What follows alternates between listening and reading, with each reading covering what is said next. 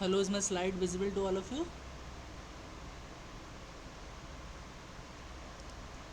Is my slide visible?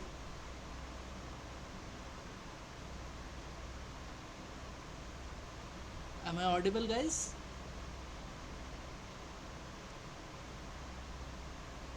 Hello?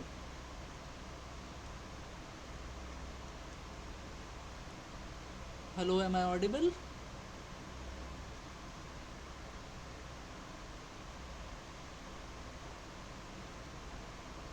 Hello?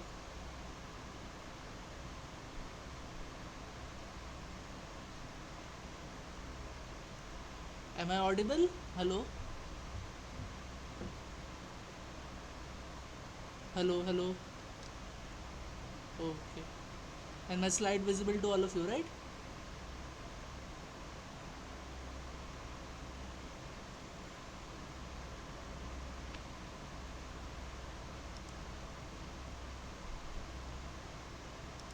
My slide is visible, Yes, right? sir. Yes, sir.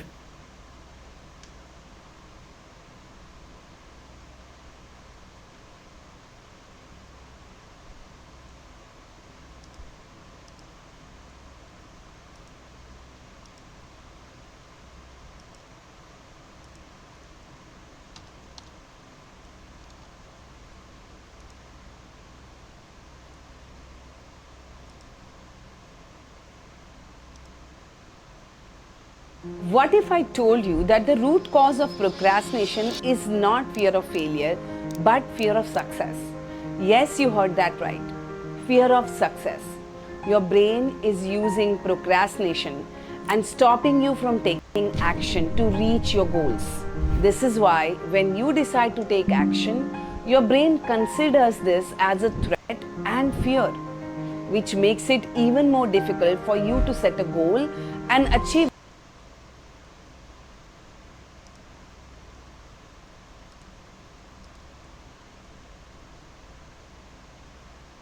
Yeah, my screen is visible now?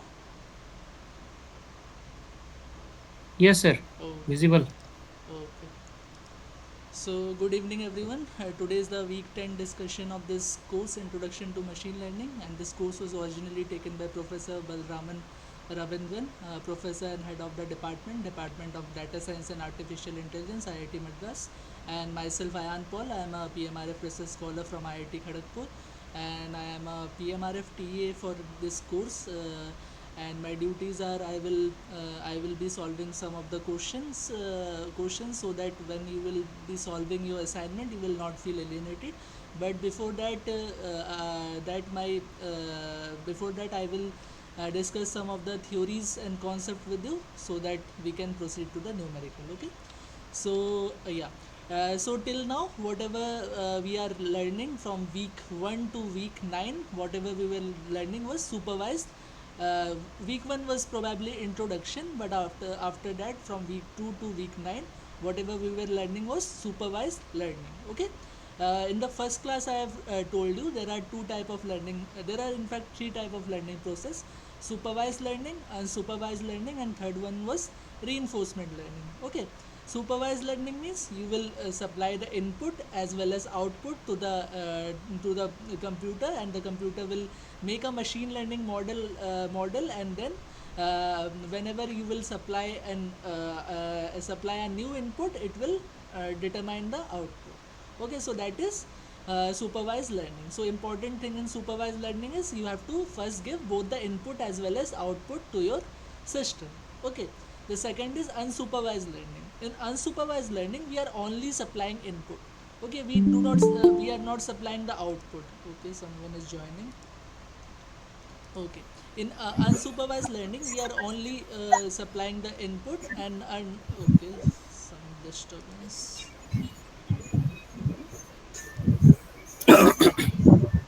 Okay. So yeah. So unsupervised learning, we are only supplying the input and we do not supply the output. Okay. We are only supplying the input and let the computer to learn by itself. Like the computer can from your input data only the computer can make patterns or those data which are similar, it can cluster something like that. So that is known as unsupervised learning. Okay, so there were some limitations of limitation of supervised learning. So in real world not every data we work upon has a target variable. That means every it need not, every data need not to have the output. Okay, sometimes we are only supplying the input data only, we are not supplying the output data. Okay, so our target variable means the output data. Okay, so in real world not every data we work upon has a target variable, or not every data has a output. Okay, there must be some cases where we only have input, we do not have a output. Okay, that cases must be there. So this kind of data cannot be analyzed using supervised learning algorithm, because for supervised learning algorithm we required both the input as well as output. So for this problems we need the help of unsupervised algorithms. Okay, so unsupervised algorithm, the most popular unsupervised algorithm is known as clustering. Okay, what is this clustering? The task of grouping data points based on their similarity with each other is called as clustering or cluster analysis. Okay, so again I am repeating, the task of grouping data points based on their similarity with each other is called as clustering or cluster analysis. Okay, someone is joining. Yeah. So the task of grouping data based on the similarity with each other is called as clustering or cluster analysis. Okay. Now you can see this is the raw data here. It is only inputs, because if we have input as well as output, we could have separate this data by some arbitrary colors. Like means we can give a certain color to certain data points, and other data point we can give some other colors. Okay, so by that we can know that these are labeled data, or these have input as well as certain kind of output. But here all the data, these are data points only, and it does not have a target variable. So by this clustering algorithm, what we are doing is we are making cluster from this data on the basis of this similarity. The similarity can be on anything. Mainly the similarity we are talking about similarity in distance. Okay, so similarity in distance means the data points which are very nearer to each other, it will form one cluster. Similarly, you can see the data points which are near to each other, it is forming the second cluster, and data points which are nearer to each other, it is forming a third cluster. Okay, so this is known as clustering. Okay, okay, 1 minute.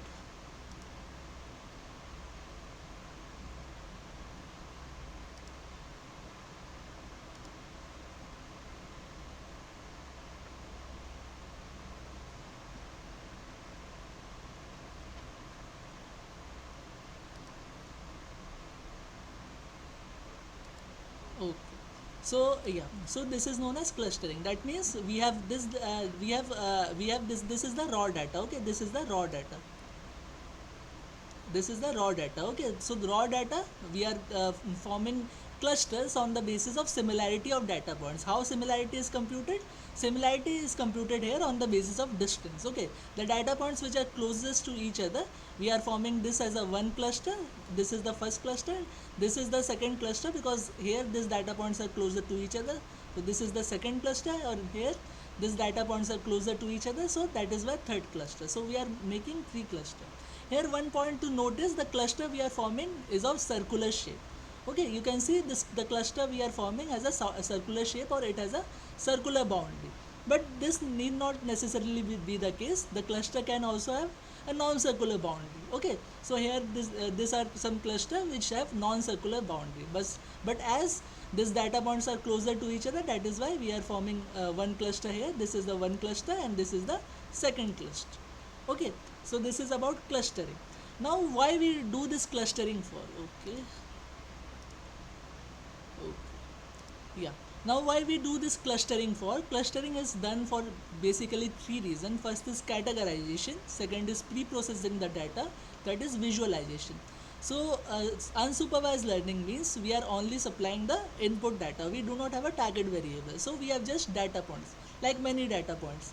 Okay, so before putting these data points in some say some other algorithm, what we are interested in, we are interested to form some category. We are not labeling the category. If we are labeling the category, that is supervised learning or classification.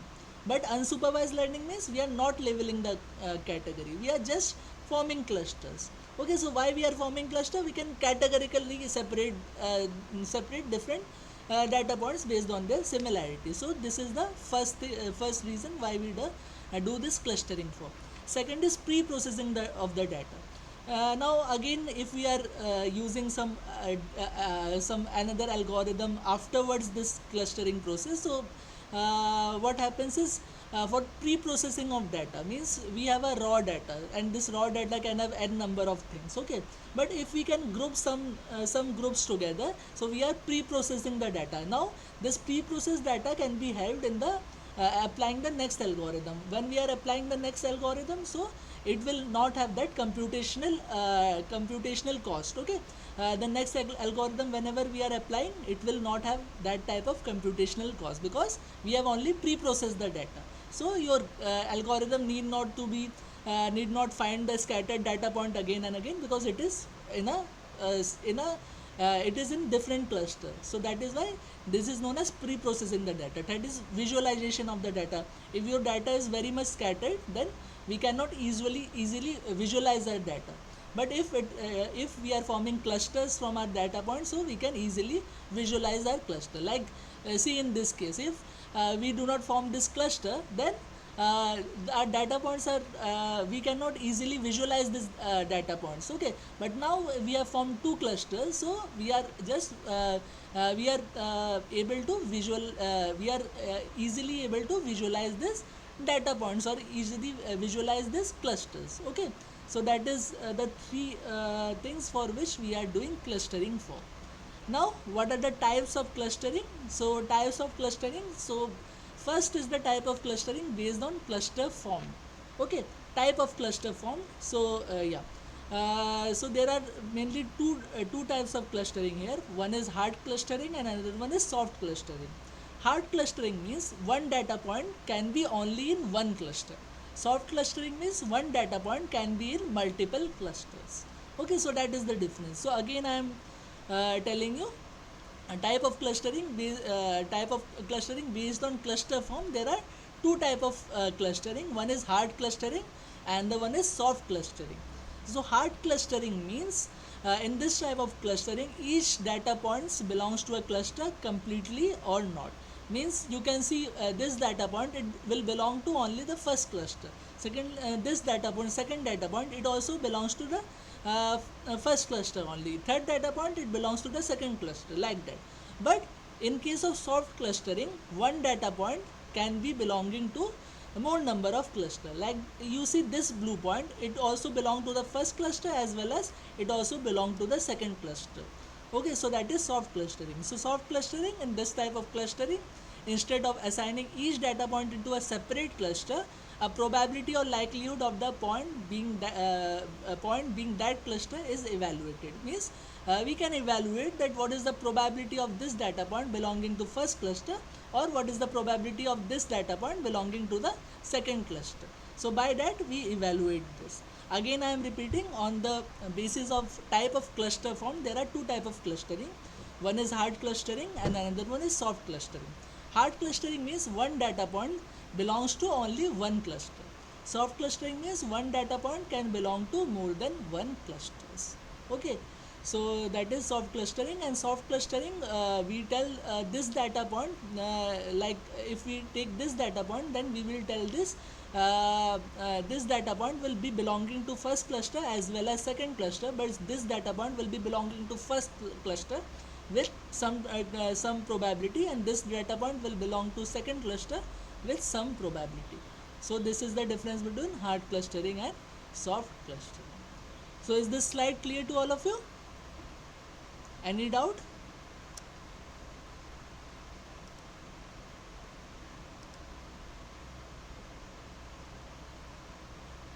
Any doubt?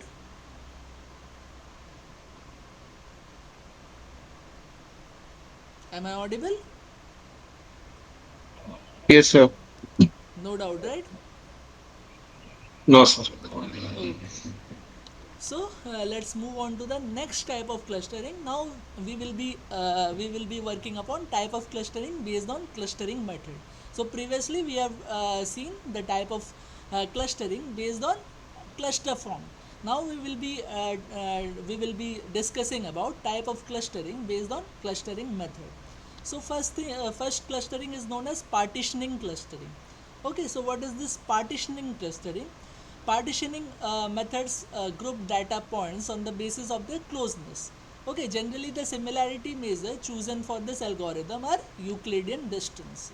What is a Euclidean distance? If we have 2 point x1, okay, y1 and x2, y2, then the Euclidean distance d will be equal to root over x2 minus x1 square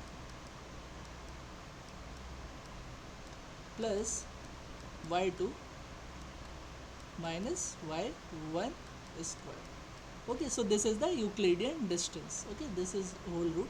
So d will be equal to x2 minus x1 whole square plus y2 minus y1 whole square. That will be Euclidean distance.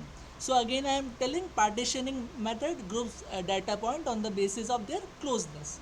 Okay, basis of their closeness. And what is this closeness? This closeness is closeness or similarity measure chosen for this algorithm is the Euclidean distance. So the data set are separated into a predetermined number of clusters. So that is also important, because here the data point, you will separate the data point in predetermined number of clusters. Means how many cluster you will tell the algorithm to form, it will only form that number of cluster, not more than that or not less than that. So that is partitioning clustering. Now there are two partitioning clustering that are very famous. First is K-means clustering and second is K-medoid clustering or PAM. Okay. So yeah, K-means clustering. The K-means algorithm takes the input parameter K from the user and partitions the dataset containing n objects into K clusters. Okay. So let me erase this. Okay. Yeah. So the K-means algorithm. Okay, K-means algorithm. K here means K is the number of cluster, because partitioning clustering means we have to separate our dataset into a predetermined number of cluster. So K in this K-means means number of clusters. So the K-means algorithm takes the input parameter K from the user and partition the dataset containing n objects into K cluster, because K is the number of cluster and n is the number of data points. Object here means data points. So number of data points we will be dividing it into K cluster. Okay. Now this is another term called means. Okay. So mean means that average thing. So each cluster is represented by its center. Okay. Now what is the center? Which correspond to the mean of the point assigned to this cluster. Okay, so this is K-means. So again I am repeating, K-means is comprised of two things. One is K and another one is means. K-means you will group your data set into K number of clusters. That is K. Means in a cluster there will be a center of the cluster. Okay, and that center or centroid of the cluster is nothing but that is the mean of all the points belonging to your cluster. So that is why K means clustering. Now yeah, now what are the steps of this K means clustering? First you have to randomly assign K objects from the dataset D as a cluster center C. Means let's say you have 100 points, right? You have 100 points, so you will on the basis of your K you will assign that many centers. Like you have 100 data points, you are making 5 clusters. Okay, so you will take 5 different points. Like here you can say 1 2 3 4 5. Like here you can say these are 100 points. Okay, and you are dividing it into 5 clusters. So first you will arbitrarily choose the 5 centers that you will choose arbitrarily. So once you have chosen your centers arbitrarily, you will take each data points, you will measure the distance of that data point and your randomly chosen K. Okay. Randomly chosen centroids of the clusters. Okay, so once you once you calculate the distance of that point data point with each center, like there are 5 centers, okay, x1, x2, x3, x4, x5. Okay, these are the 5 centers. Okay, let's just add c. So x1c, x2c, x3c, x4c, and x5c. So we have 5 centers. Now you will take each data point 1. You will first take the first data point, that is x1. You will calculate the distance of x1 from x1c, x1 from x2c, x1 from x3c, x1 from x4c, and x1 from x5c. And whatever the distance that is least, you will assign this data point into that cluster. For example, the x1 data point is very nearer, or the distance of x1 data point or x2c center is less, so you will put this x1 data point into this cluster. Okay, that is second cluster. Similarly, you will take the x2 data point, you will compute all the distances, and you will see which is the least distance, and you will put that data point into that cluster. Okay, that is the second method. Now once you complete this method for all your 100 data points, and you will be forming each cluster. Now this cluster may not be very good, so how you will make the cluster good? You will update the cluster by recalculating mean of each cluster with updated value. Okay, so now again you will calculate mean of each cluster. Okay, you have formed a cluster, like the first cluster you have formed, you have some the first cluster you have formed. Now again you calculate the mean. Once you calculate the mean for each cluster. Now this 5 means will be 5 new centroid, and then again you calculate the distance between all your points and the new calculated centers. And if there is some anomaly, like one data point, earlier it belongs to one cluster but now it belongs to next another cluster, you put in that cluster. Okay, so repeat step 2 until no change occurs. So repeat the process until you are not observing any changes to your clusters form. So that is k-mean clustering. So is this clear to all of you? Any doubt? Yes, sir. No doubt, right? Okay, no doubt, right? How the distance is calculated? It is based on the Euclidean distances. Yeah. That is No. Euclidean distance, that is root over x2 minus x1 whole square plus y2 minus y1 whole square. Okay? So this all the 5 centroids are arbitrarily chosen. So Yeah, it is just a first random. first step it is arbitrarily chosen. Okay, first step Okay. you will arbitrarily choose each centroid. Now you have 100 data points, so calculate distances of each data point to each centroid. Whichever the distance is least, you will put that data point in that centroid. Similarly, you will repeat for 100 points, and you are forming some cluster, 5 different cluster you will form. Okay, now again update the cluster means or cluster centroid. How you will update? Again you recalculate the mean.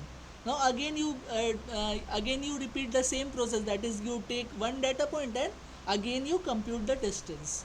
Okay, with each centroid. Okay, and if there is a data point whose distance earlier it was in another cluster, but now the distance of another cluster is less, you put that point from previous cluster to the new cluster.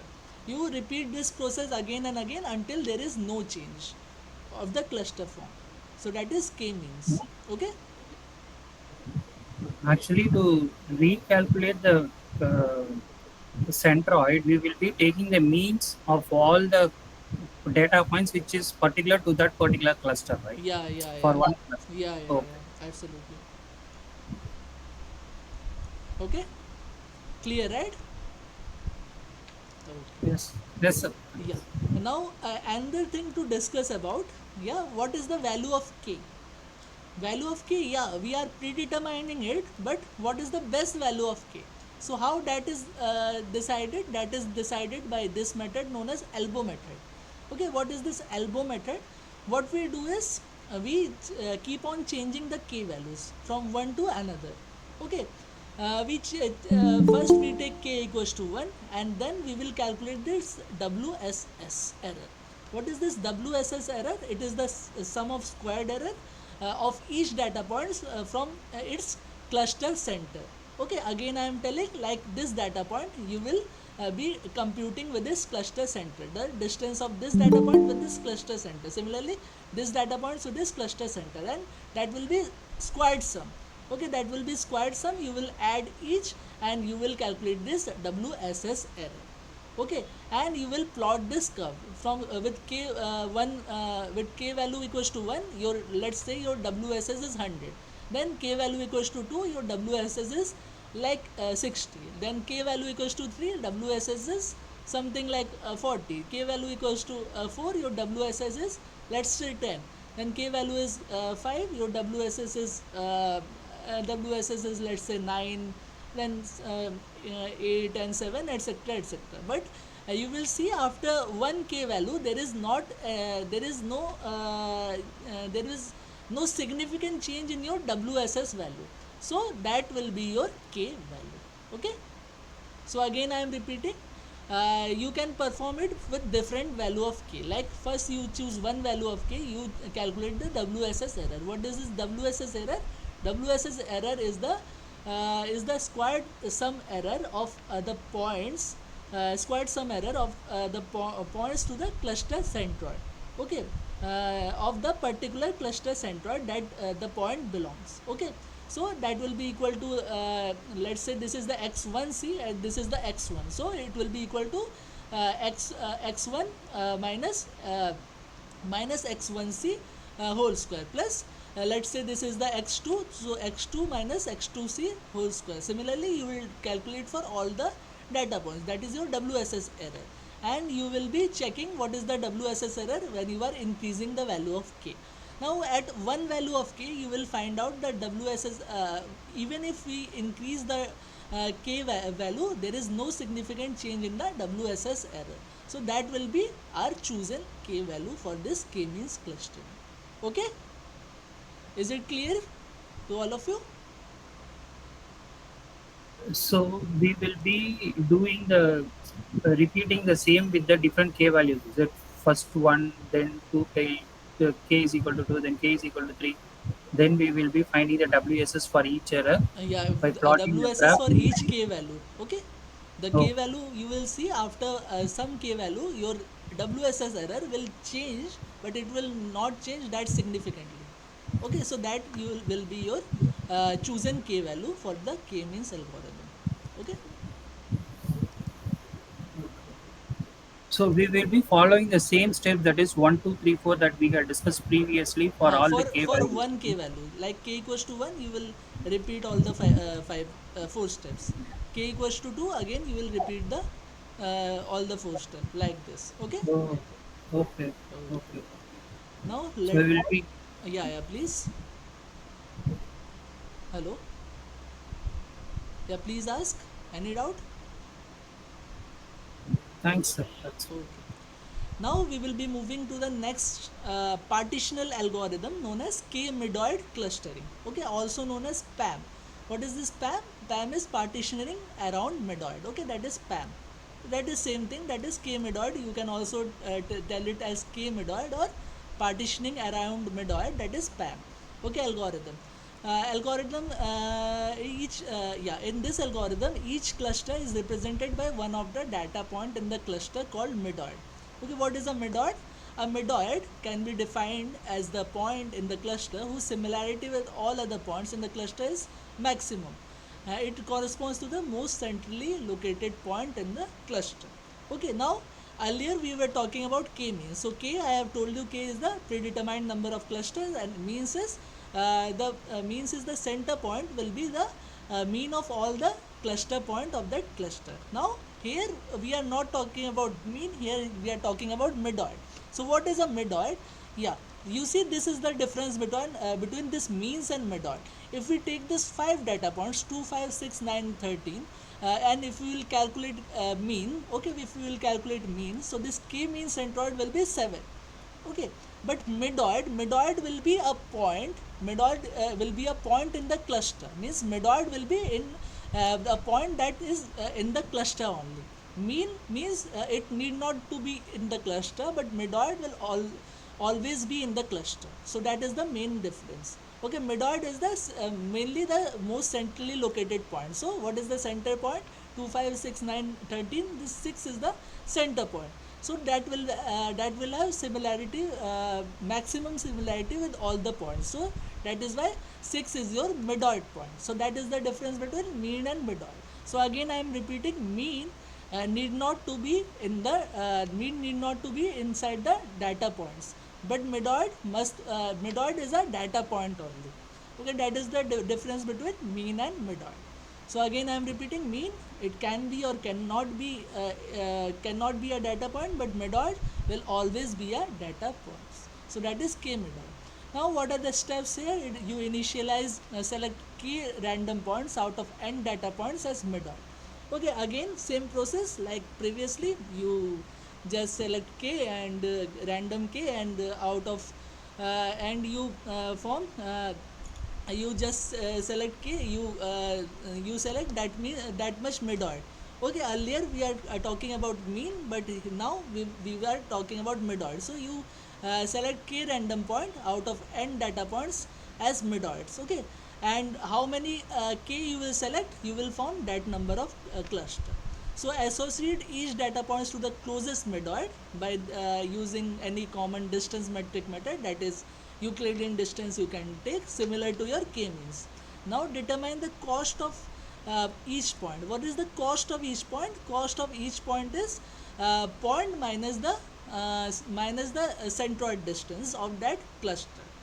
That we will do for all the clusters. Okay, so that is the cost. So determine cost for each point and what is the total cost.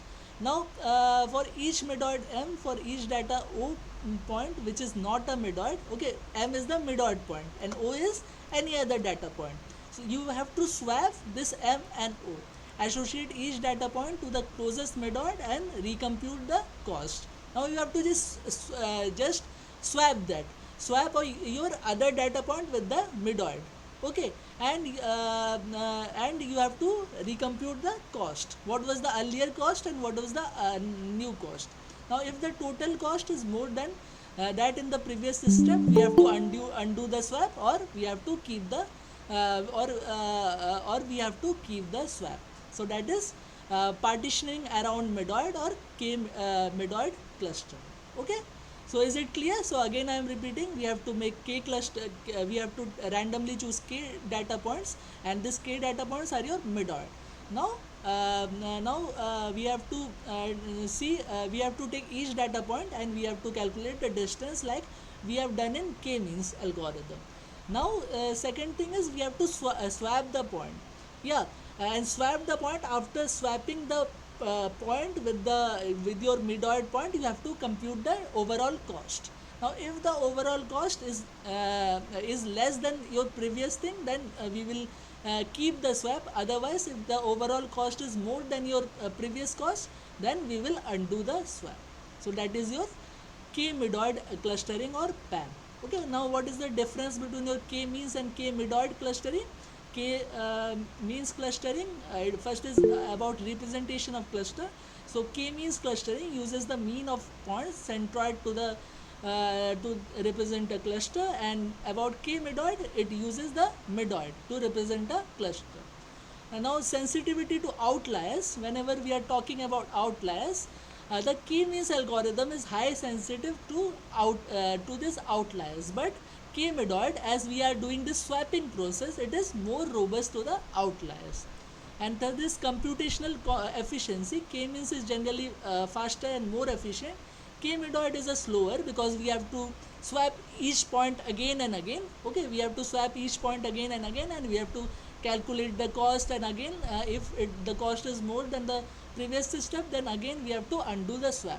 So it is computationally slower than your k-means algorithm. So that is the difference between k-means and k-medoid algorithm. Okay, so is it clear? Clear, Sir, right? in the Yeah, Sir, in please. the K-medoids clustering, always we have to take the central data point. Yeah, yeah. Sir, That is known as midoid. medoids means centrally we have to Yeah, take. yeah, yeah. Sir, can you explain 7 for K means centroid? 7, how come 7? Means immediate 6 next is a 7, so that's why we have randomly taken 7 or what, sir? Some. Can you please This repeat? one, this one K means a centroid is equal to 7. This one, sir. This one. Comparison. Oh, this Uh-huh. K means you just take the average. Na? 2 plus 5, 7. 7 plus 6, 13. 13 plus 9, 22. 22 plus 13, 35. 35 divided by 5, that is 7. We just Okay. computing the means. Okay. Okay. Okay. Here Okay. we are taking the middle point, so that is why midoid, K midoid. Okay. Yes, sir. Yes. Yes, So sir. that is the difference between mean and midoid. That is important to note. Okay. So Sir, in I have a the question. Yeah, please, one by one, please. please go ahead. Sir, there is a five elements, 2, Yeah, 5, 6, 9, and 13. yeah, yeah. What if there is even number of elements? Then what will be the midoid? Midoid, that can be from yeah. Let's take 14 here. Okay, so midoid can be 6 or 9, whatever. Okay, whatever 6 or 9, whatever is closest. Okay, closest, how you can find out? You can find out by your that Euclidean distance means from 6 you calculate the Euclidean distance of each point. Okay, and from 9 you calculate the Euclidean distance of each point and you take the average. Okay, whatever is less you can take that. Okay. Then we have to consider both the 6 and 9 both. No, no, no, no. And You just take 6 first, okay? And you calculate the distance of 6 from each point, from 2, 5, okay, 9, 13, and 14. Okay? Now okay, sir. you take 9 and you calculate the distance of each point from 2, 5, whatever, all the points. Okay? Now you take the average. Okay? You take the average from 6 whenever you are calculating the Euclidean distance, you take the average that 6 whatever the like x is coming when you are calculating the distance by summing all the distance and you do the average like 6 by 1 2 3 4 5 sorry 6 by 5 x by 5 okay for 6 and for 9 will be y by 5 whatever will be least that you take the as midoid okay the Y midoid by must be 5, a point x in the by data 5 or x by 6, sir.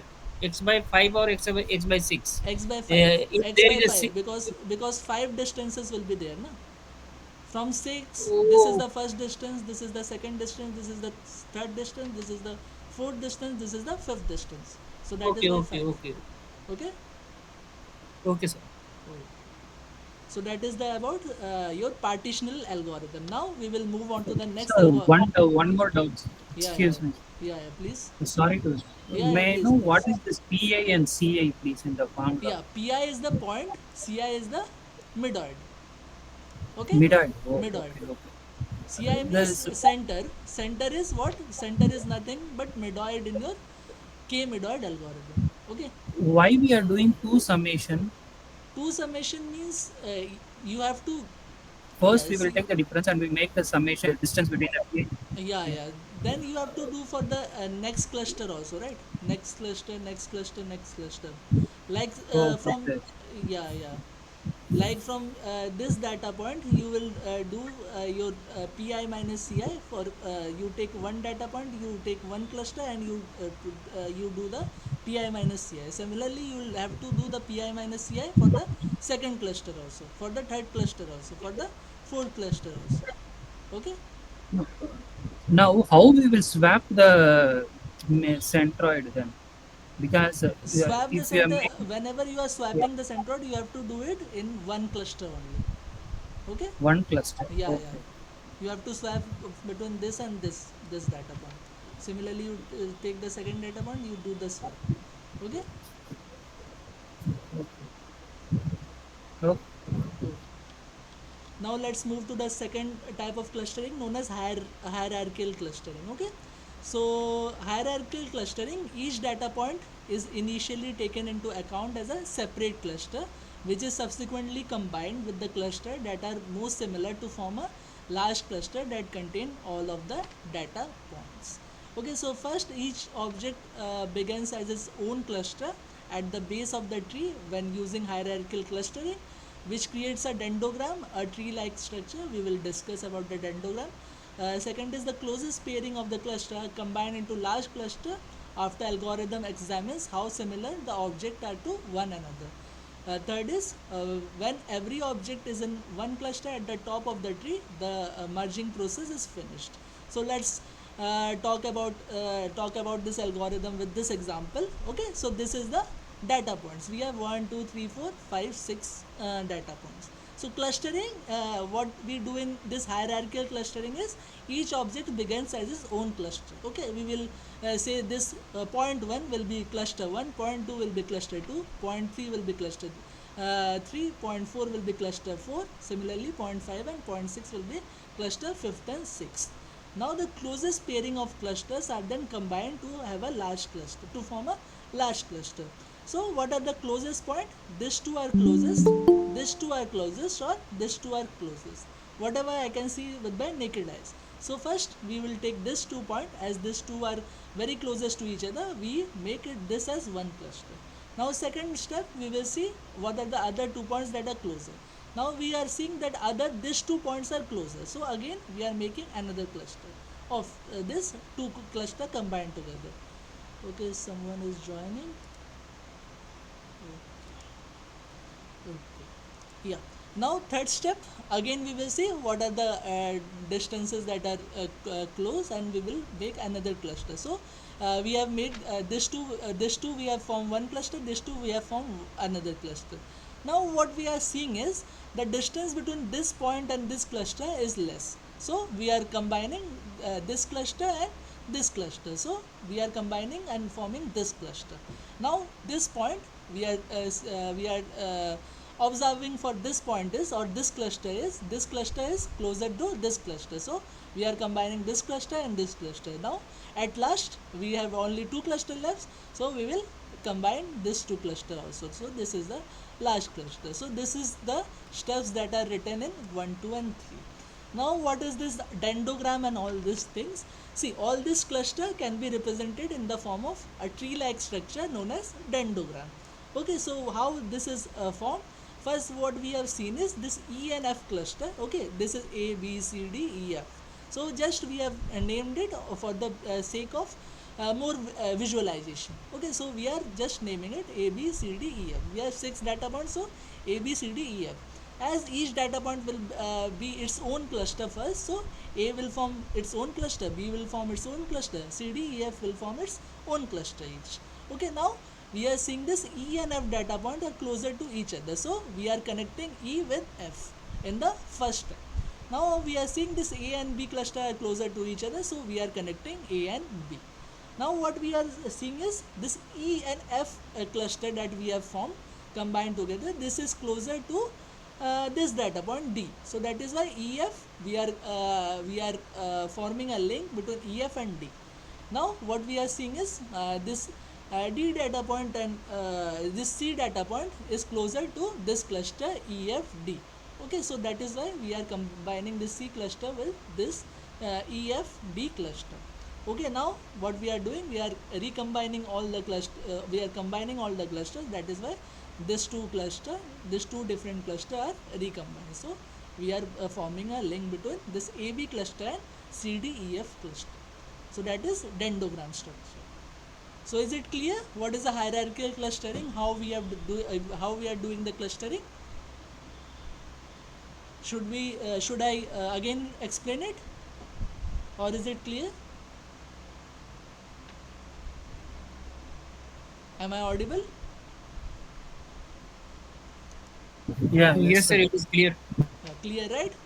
No doubt in hierarchical clustering, right? You at least got the concept, right? Yes, sir. Uh, for this hierarchical, do we need to find out the distance by any other way, something like Euclidean or something like this? Euclidean only we use, no other way. Euclidean only we use. Okay. Oh, Okay. thank you. yeah, again there is another thing that is known as similarity. Similarity can be on the basis of you can say correlation of the cluster. Okay, so if you find the correlation of this cluster, so how much these two clusters are correlated, so that is similarity.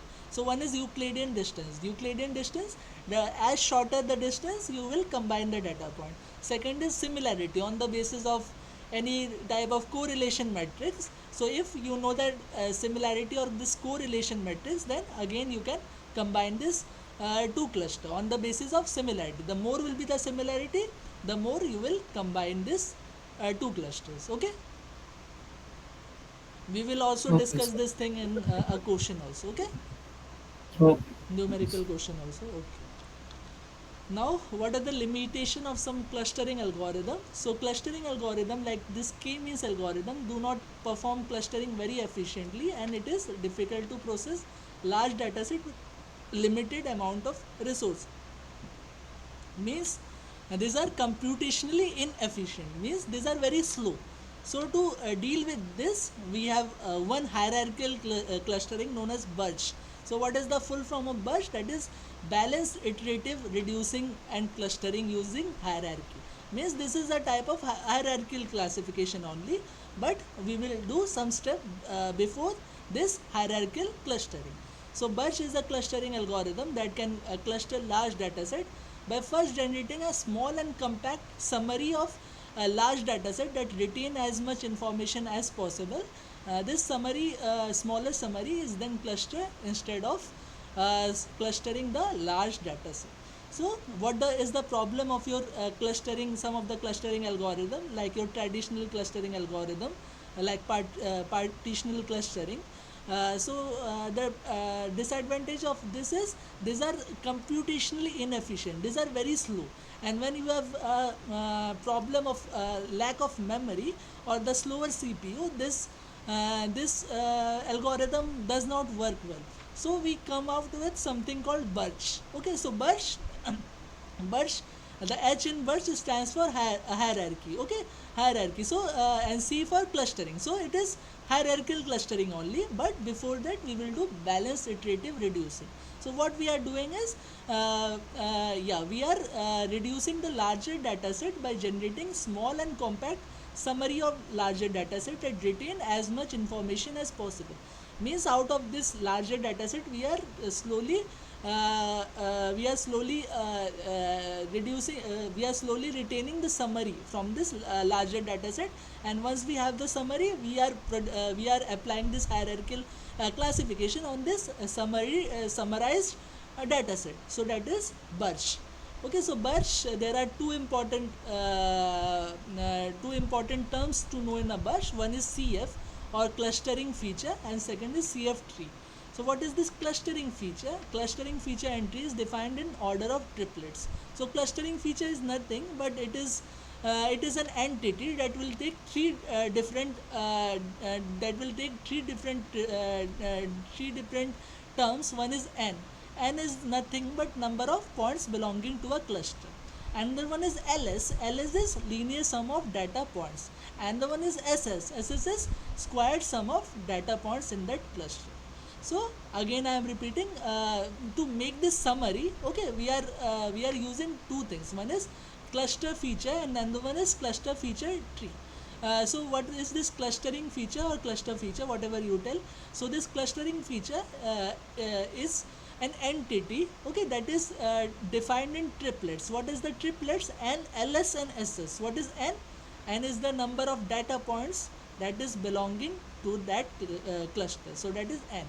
ls is linear sum of data points belonging to that cluster. What is ss? Ss is the squared sum of data points that is belonging to the cluster. What is a CF tree? CF tree, which where each leaf node contains subcluster. Okay, every entry in a CF tree contains a pointer to a child node, and a CF entry made up of sum of CF entries in the child node. There is a maximum entry radius allowed in each leaf node. This maximum number is known as threshold. So this is also important, threshold. So in a CF tree, there is a maximum radius of the there's a maximum radius that is allowed for each leaf node. So tree, you know, there is a leaf node, there is a branch node, there is a root node, something like that. So CF tree means the tree that is formed by your clustering features are known as CF tree. So in each leaf node also you will have a cluster feature. For each branch node will also you have a cluster feature. Similarly, will have cluster feature for each node. Okay. And now there is a term called threshold. Threshold means and this is the maximum entry radius that is allowed in each leaf node. That means after this threshold, you cannot put your data point into that leaf node. You have to make another leaf node. So that is threshold. Okay, so BIRCH has one major drawback. It can only process metric attribute. A metric attribute is any attribute whose value can be represented using Euclidean space. So no categorical attribute should be present.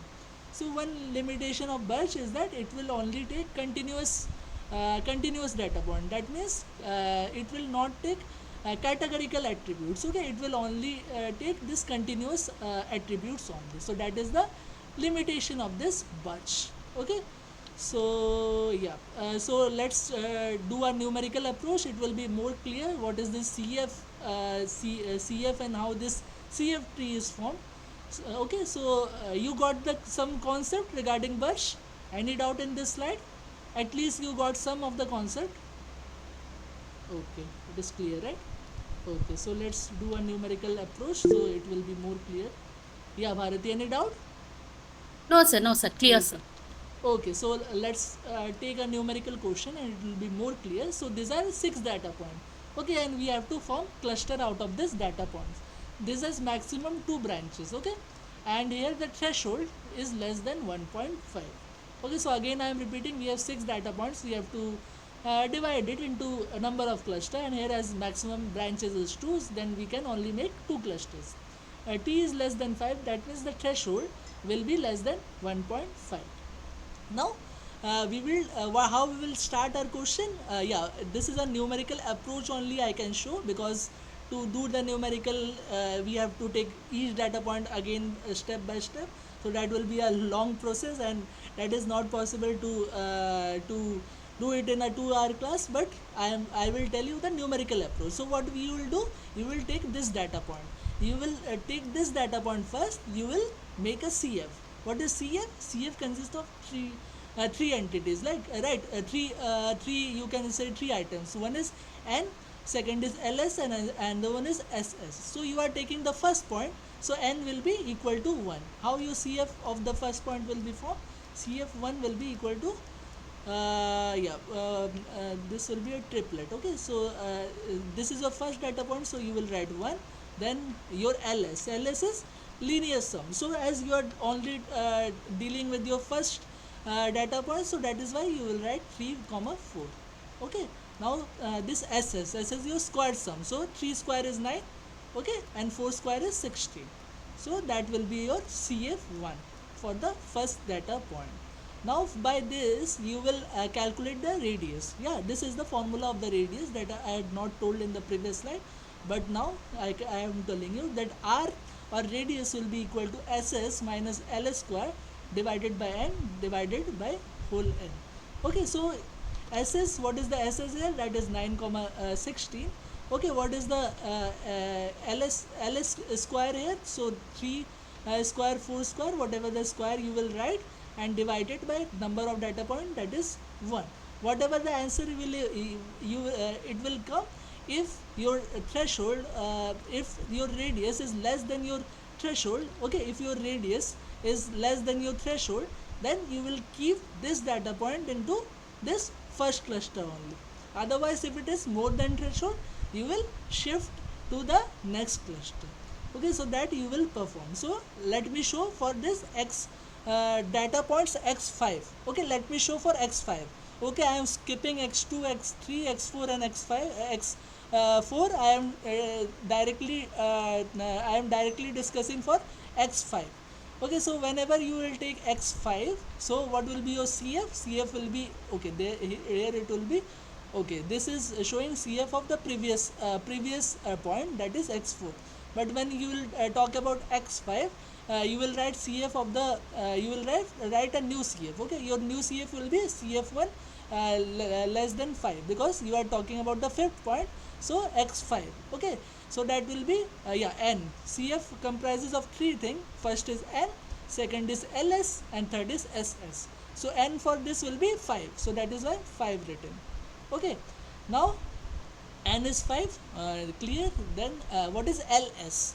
Ls, how you will calculate? You will sum the linear sum. So 3 plus 2, that is 5, 5 plus 4 is 9, 9 plus 4 is 13, 13 plus 3 is 16, so that is why 16.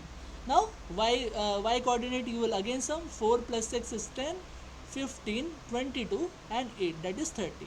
So your ls will be 16 comma 30. Okay, so I am writing here CF. Okay, CF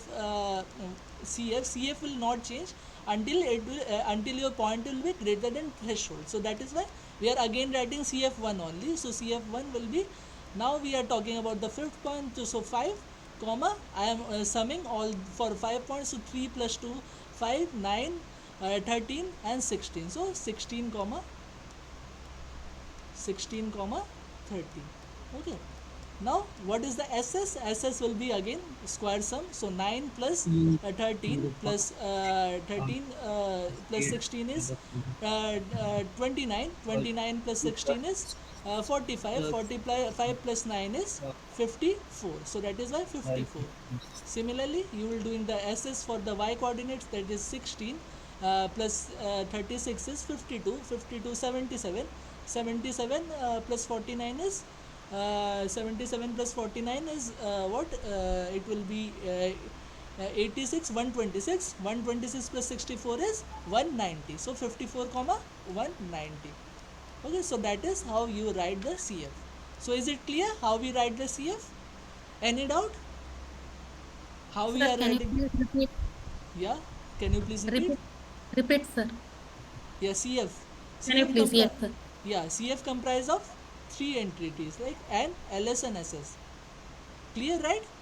Yes, N is sir. the number of data point. LS. LS is the linear sum. SS is the square sum. So Squares. yeah. So let's see what is the CF for this data point. So that will be N will be equal to 5, as this is the fifth point. That is why N will be equal to 5. Clear? Sir. Okay. Now yeah. Now ls. Okay, how ls is computed? That is the linear sum. That means this plus this plus this plus this plus this. So how we will plus it? We will plus all the x coordinate, then we will plus all the y coordinate. So 3 plus 2 5, 5 plus 4 9, 9 plus 4 13, 13 plus 3 16. So that is why 16 comma y coordinate 4 plus 6 10, 10 plus 5 15, 15 plus 7 22, 22 plus 8 30. So that is why 16 comma 30. Okay, But earlier we have written directly 3 comma 4, no, sir, for the first element. first That x1 element, is. yeah, first element, as when you are talking about first element, so we are linear summing the first element, right? So now all these things are not there, you will only consider first element only. But when you are talking about second element, as this second element will, first element is already in the cluster, you have to sum this two both. Okay, so that is why second element will be 5 comma 10, first element will be 3 comma 4 only, second element will be 5 Initially we have to take like that only. yeah When we yeah are go yeah to yeah second, then we need to sum. yeah yeah, yeah. Yes, X2 sir. we will sum, x3 we will sum 3, x4 we will sum all 4, x5 we will sum all 5, provided Then provided all this is inside a cluster. How you will know all this is inside the cluster? You will compute the radius. What is the formula of radius? This is the formula of radius: ss minus ls square divided by n, the whole to the power divided by n. Okay, so Yes, yeah sir, please. That last 54 comma 140, we have to square each and everything. yeah, Means ss, 3 that is square, ss, then 2 yeah, that square, is 4 square. ss. Like Okay. x, I can show you for x coordinate. Mm. 9 plus 4 13, Nine.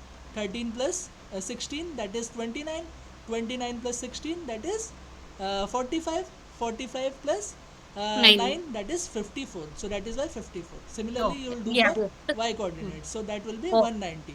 Okay, yes, that sir. is Thank 190. So that is n comma ls comma ss.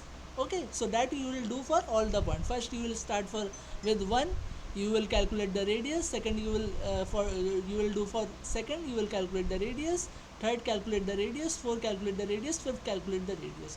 What you will find in this question is until the fifth point, yeah, until the fifth point, all will be inside the threshold. Means up to the fifth point, it will be inside the threshold. But when you will take the sixth point, what will happen? The radius here, it will be greater than threshold. Threshold is less than 1.5. But when you will calculate the radius, this radius will come 1.97. So that is greater than threshold. So for this you have to construct another leaf. Okay, so that x6 will be in the next leaf. So that is why first 5 point we have keep it in this leaf, whereas the 6 point we keep it in the next leaf. And for this leaf we have to compute this cf2. This is the another cluster feature, because this point will be in a separate cluster. So that is why another cluster feature, that is 1 comma, because this point belonging to only this cluster, so 1 comma 6 comma 2 and 36 comma 4, because this point is in this cluster only. So we are taking cluster feature for each cluster. So this point will be in this cluster only. So that is why 1, because this is the first point of the cluster, 6 comma 2 because this is the linear sum, and square sum will be 36 comma 4. Okay, so by that you are computing the cluster feature, and you are clustering your data points in each leaf. Okay, so this is the numerical approach to BIRCH. So So, any doubt? one doubt, sir. Yeah, yeah, please. In the while calculating the R, this is sum squared minus ls squared divided by n divided by n, right? Yeah, yeah, yeah. So it will This be 54 minus 16 squared divided by 5 whole divided by 5 should be 0.33. That's what you mean to say. yeah, can you please repeat? How we are getting this 0.33, sir? Is it that 54 minus 16 square by 5 whole divided by 5? Is it? 54 minus 16 square divided by 5 whole divided by 5. Yeah, this. You But will that is calculate. coming to point 0.5. That is not coming 0.33, sir. It is What it coming is coming? something. You have to again root it. Don't forget to Oh, root. we need to root it, is Yeah, it? yeah, Okay. yeah. Okay, thanks. Okay. Similarly, you will do for the y coordinate, whatever, 190 minus 30 square divided by 5 divided by 5. Okay? Okay. Okay. So that is the numerical approach to BIRCH. So any doubt in this? You have to remember this. Yeah, this is very important, how this cluster feature is computed for each data point. That is the main thing. Okay, here nobody will tell you to calculate radius and do this, but cluster feature, that question can come in your MCQ. Okay, so this is very important. Okay, clear, right? How we are computing the cluster feature? Any doubt? Sir, but still it is not coming to 0.33, sir, even if you are taking the square. Okay, what it is coming? 54 into 5 is what? 54 into 5 is 270. 270 minus 16 square. What is 16 square? This is 256, right? Yeah. 256 divided by 25. Okay, and root over of this. So that is root over 14 by 25, right? If I am not wrong. Yeah, 5 4, yeah. 256, right? 16 square is what? No, no, 16 square is 14 square is 50. So why you are squaring 525? But that should not be b squared, right? The No, no, cn no. value. 5 I am not squaring. This you will solve first, no? 54 minus 16 squared by 5. So you will take the LCM. So 5 divided by 5 divided by 5, and 54 into 5 minus 16 square divided by 5. Yeah, that And is correct. 5, there is 1 5 Okay. here also, no? Okay. That is why Okay. 25. So whatever the calculation will come, you do the calculation, but this is your approach. Okay, whatever the calculation will come, that I am not telling, but you, this is the approach. Okay.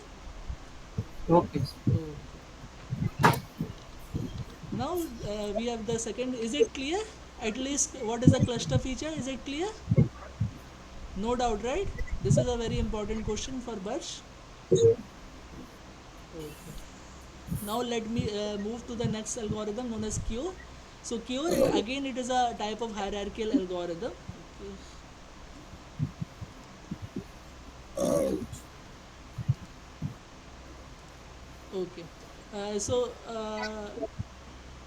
yeah, cure, again, it is a type of hierarchical based clustering technique that adopts a middle ground between centroid based and all point extreme. So what is the problem with your previously that k means or k-medoid? We are not taking care of the boundary. We are more interested in only the centroid, but we are not taking care of the boundary. To solve this problem, we have a algorithm known as cure. Full form is clustering using representative that adopts a middle ground between centroid based and all point extreme. So instead of using one point centroid as in most of the data mining algorithm, cure uses a set of well defined representative point for efficiently handling the cluster and eliminating the outliers. Okay, so here is a general idea. We random sample S is drawn out of a given data. Like we have a given data, we will draw a random sample S. This random sample is partitioned in P data. So S by P, you will have one partition with S by P and the partition with S by P. Now how many cluster? If you have Q cluster, then each cluster will be have data point S by PQ. Okay, so outliers are discarded, eliminated from the partially clustered partition. The partially clustered partition needs to be clustered again, labeled as discount data. Okay, so this is just a general idea, but we will see the steps. Yeah, here what we do is once we do this sampling process, okay, or once we form some kind of arbitrary clusters, here we will take representative point. What are the representative point? These are target number of points which are to represent the cluster. Means let's say I have this cluster, okay, this cluster. So for this cluster I say this is one of the most important point, this is one of the most important point, and this is one of the most important point. So these are known as cluster representative. Okay, the most important point that are on the boundary of any cluster, that are cluster representative. Now you pick this cluster representative point. These GFG points are nothing but your cluster representative point that are well scattered within the cluster. Okay, move the selected point towards the cluster centroid to reduce the effect of the outliers. Okay, now use the shrunk points as representative for the clusters. Okay, whatever the shrunk point you get, you use this as representative for your cluster. Okay, now what you are doing is you are also putting the outliers into picture. Okay, whatever the outliers with this representative point, you shrunk it to the cluster. Now the calculate the minimum distance, the minimum between the scattered point inside the cluster and the points from the other clusters. Merge the cluster with the nearest points or smallest the minimum. Okay, after merging, update the representative cluster as we do in hierarchical clustering. Whatever the cluster that are close to each other, we merge those cluster. Okay, repeat the process until desired number of cluster is achieved. So again I am repeating. First we will do from this random sampling of data. After random sampling of data, what we will do, we will take one random sample and we will form required number of cluster. So we have a arbitrary cluster. So once our arbitrary cluster is formed, we will take representative points in this arbitrary clusters. Okay, what are the representative point? That are the most important point on the boundary. Once we got this, what we will do, we will use some kind of shrunk algorithm and put the outliers in those cluster. Okay, so that is some kind of shrinkage algorithm, and after that what we will do, we will applying the same thing that we do in this hierarchical clustering. What we will do, from this representative point we will calculate the distance of the next cluster that are closer to it. Whatever the cluster that are closer to this representative point, we combine those cluster and we do this hierarchical clustering. So that is about Q. Okay, so you can read more about this, how you can shrink about this in any of the sources or internet sources.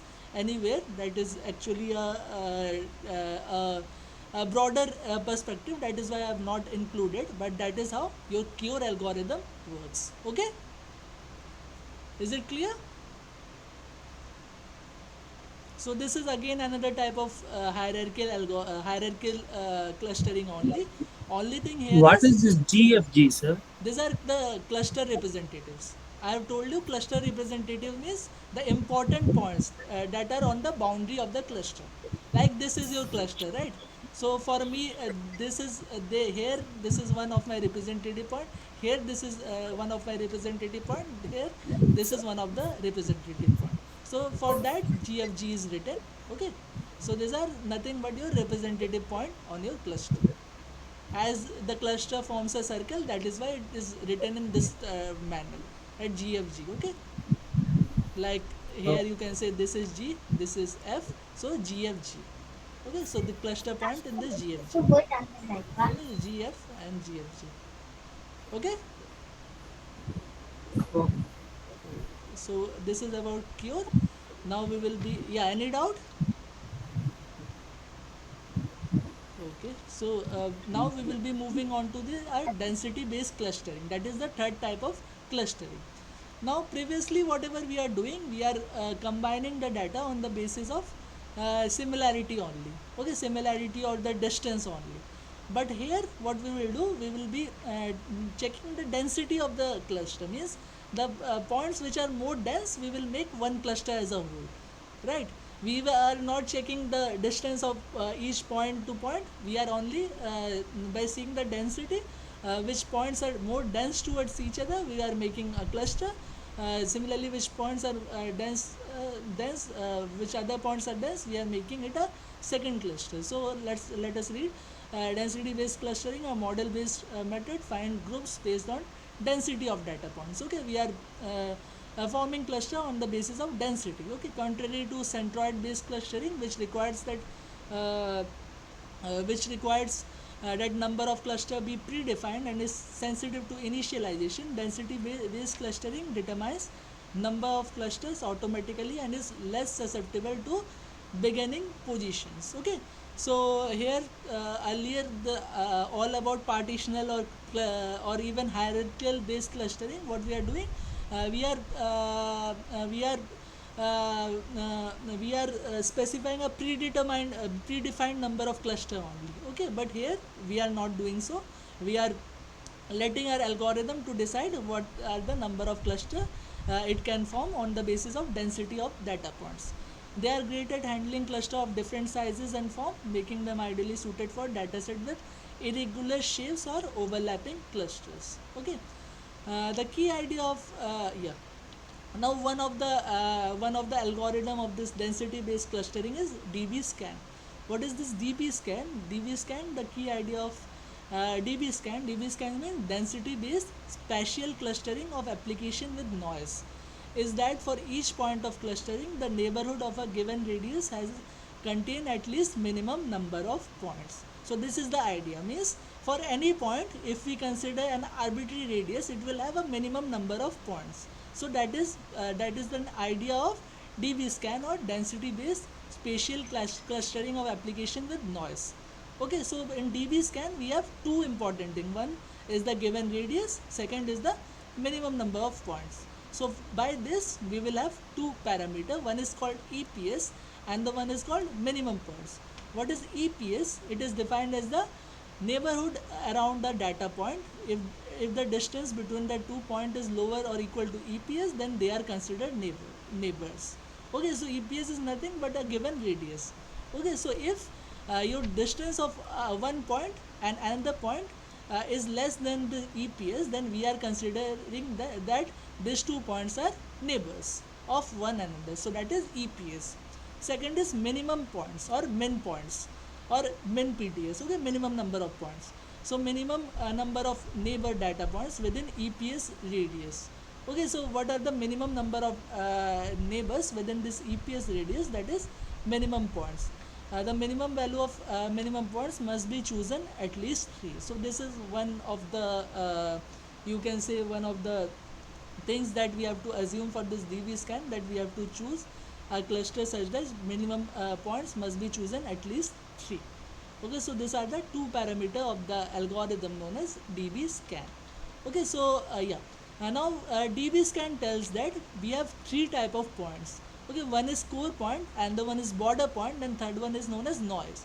Okay, so remember dbscan means density based spatial clustering algorithm with noise. So we have some data points that are outliers or noise, so that is why we have a third point known as noise. So what are the 3 points? Core point, border point, and noise. So first is core point. Okay, that is the most important point forming a cluster. So core point, a point is a core point if it has more than minimum points within the EPS. Okay, so let's say you have for your algorithm minimum points is 4 and EPS is 1 unit. Okay, that you have specified. These two parameter you have specified, that is minimum points and EPS. So so 1 unit is your EPS and minimum points is 4. So for that, what will be a core point? Core point, you will take this radius, okay, and in this radius, if what is a core point? This is a core point. Okay, so how this is a core point? A core point is a point if it has more than minimum points within the EPS. So within the EPS, when you will check this radius, you will find that it has more number of neighborhood points than the minimum points. So that is why it is known as core points. Another point type is known as border point or boundary point. Sorry, sir. Yeah, Does please. the core point should be at the center, or how is it? No. It must Would need core not be point. the center. Center it is not decided, na. First cluster Oh, is not decided yet. It is just formed after okay. EPS, but cluster is not decided. You will find the core point first. Okay, we will see how the algorithm work. So it will Okay. first determine the core points. What is a core point? Core point is within an arbitrary radius. The neighborhood should be neighboring point should be more than minimum points. If this is the case, that within an arbitrary radius the neighborhood points must be more than your core points, then more than your minimum number of points, then this is known as minimum points. Then What? any point can be a core point, right? Not only this one, even the some other point also can be Yeah, a core point, right? any point can be a core point. This can also be a Okay. core point. This can also be a core point. Okay. Okay. You have to you have Okay. to have this two condition. One, if it has more than minimum points within EPS, this condition you have to satisfy. Okay. If it is satisfied, then your point is a core point. Now second is a boundary point, a point which has fewer than minimum points within EPS, but it is in the neighborhood of the core point. Okay, it is the neighborhood of the core point, but it has number of neighbors lesser than minimum points. So that is why this is known as border point or boundary point. So if this is a border point, you can check both this condition, that it is within the neighborhood of your core point, but the minimum number of points is less than your but your neighborhood points are less than your minimum points. So that is why it is a border point. The third is noise or outlier, a point which is not a core point, neither this nor a core point, neither this border point, is known as a noise. Okay, this is a noise. So these are the three type of points. One is core point, second is border point, second is noise. Okay, now what is the steps for this dbscan algorithm? Find all the points within EPS and identify the core point or visited with more than minimum number of visited with more than minimum points neighbor. So you have to do nothing but identify core point first. So how many core points you have identified? You have to assign a cluster to it. Okay, create a new cluster. How many core point? Like with 100 data, if you are finding 5 core points, so you will make 5 cluster. Now find recursively all its density connected point and assign them to the same cluster as the core point. So density connected point is nothing but these are some kind of border points only. So density connected point, there is a definition for the density connected point, but simplified terms I am telling you, this density connected points are nothing but your border points. So you have to find the border points. So what are the border points? You will find, you will assign it to that cluster only. Iterate through the remaining unvisited points in the dataset. Those points that do not belong to any cluster are noise. Okay, so this is how dbscan algorithm works. So is it clear? These 3 points are very important. One is core point, boundary point, and noise point. So how this algorithm works, it first determines the core points, then what it does it, how many core points, that many number of cluster, and then it checks on each point whether it is a border point or noise point. Okay, if it is a border point and this border point is this border point will be belonging to one cluster. Okay, because border points means it is associated with some core point, right? So that is why it will be in a single cluster. Like you will check all the points. If some points which are not in any cluster, so that points are known as noise points. So that is how dbscan algorithm works. Okay, so is it clear? You can check more the theory in any other books or internet anywhere. Okay, but this is the basics of all your algorithm. Okay, so again I am summarizing whatever we have discussed in this class. So first we have talked something about supervised and unsupervised learning, and we have discussed some of the limitation of supervised learning. That is why we will be moving towards unsupervised learning. Now unsupervised learning, we are particularly discussing a algorithm known as clustering algorithm.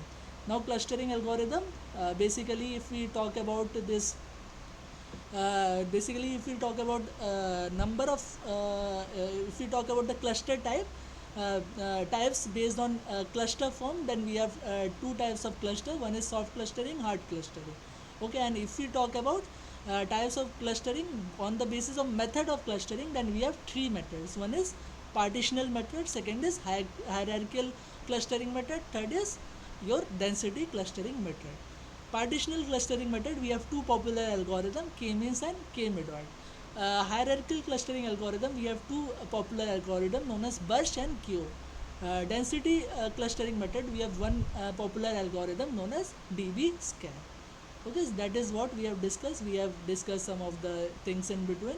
What are the terminologies? We have also seen some of the approaches, how to solve some of the aspects. Okay, so by this we will be moving on to our assignment, our question answer that will be similar to your assignment. So that is based on clustering, partitional clustering, hierarchical clustering, and density based clustering. Okay, so I request everyone to guess after I show you the question, and then we will discuss the answers. Okay, so question number 1, K-means algorithm is not a particularly sophisticated approach for image segmentation tasks.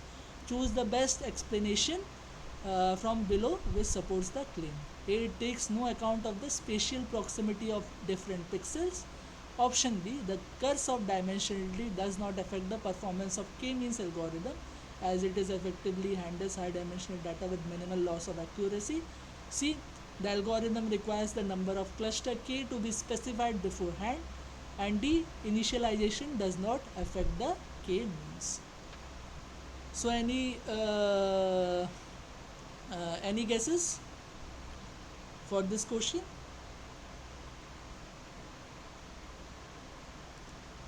Am I audible? Yes, sir. Okay, so any guesses for this question?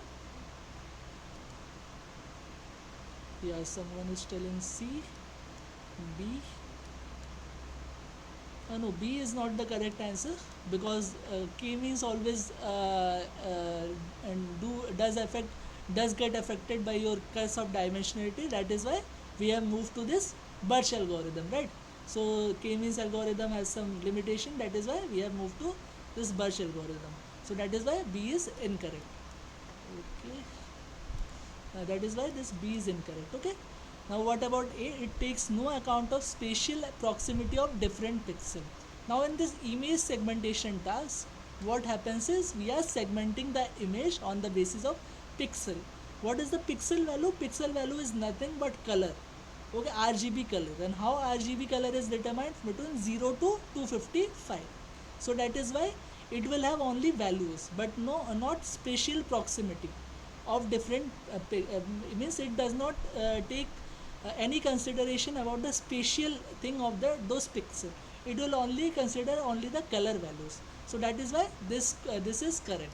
Okay, So again I am repeating, image segmentation, what we do is we do segmentation on the, segmentation is nothing but another type of clustering only. So how we do this segmentation task? On the basis of colors only, that is RGB. Now how this RGB is determined? RGB is determined from values from 0 to 255. Okay, so it will only take the value of colors only, not the value of spatial. Okay, spatial means at what position the pixel is, that it does not take into account. That is why this is correct. Option B is false. Option C, the algorithm requires the number of cluster to be specified beforehand. That is very true, because k we have to determine beforehand. Okay, that is the property of this k-means algorithm, you can say. D is initialization does not affect the k-means. Yeah, initialization might not affect the end value of your k-means, that I can tell, but yeah, it does affect the computational complexity. Okay, so that is why D is also not right. So option A as well as option C is the correct answer. Okay, so any doubt regarding this?